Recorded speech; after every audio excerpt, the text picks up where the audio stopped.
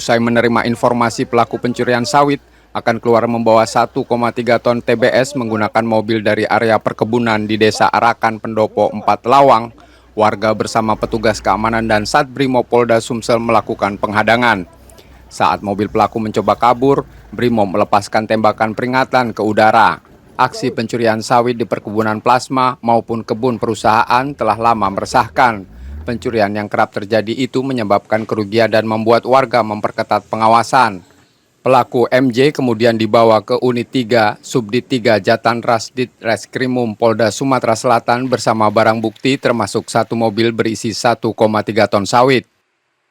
Ada motor dua, langsung saya cek lokasi. Pada saat itu kita cek nggak ada kegiatan. Setelah itu kita cek ada bekasnya, ada bekas potongan lantai tandan yang dicurigai dilakukan oleh saudari Dini dan kawan-kawan. Setelah kita kasih spare waktu dari jam 10 ke jam 1 itu ada info pengamatan kita, mereka telah melakukan aktivitas pencurian. Jadi pas kami melakukan patroli ketemu di jalan, infokan Pak mobil itu mobil carry ditutup terpal warna oranye. Itu langsung kita stop di jalan lingkungan PT kita. Langsung kita tahan, kita tanya, interogasi, dia mengakui. Pada polisi, MJ mengaku sudah 2 kali mencuri sawit di area perkebunan sekitar perusahaan. Ia mengambil sawit pada siang hari dengan sepeda motor lalu memindahkan menggunakan mobil pada malam hari. Berapa banyak itu? Itu berapa lama gitu mencuri di perusahaan itu? Baru ini lah Pak. Itu yang dikit-dikit Pak ya. Yang banyak tuh baru ini lah.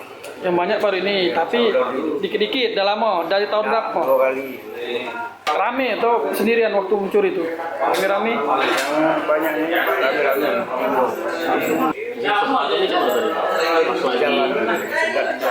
Sudah kamu bawa? Pakai mobil? Untuk ekonomi di rumah hari-hari ya.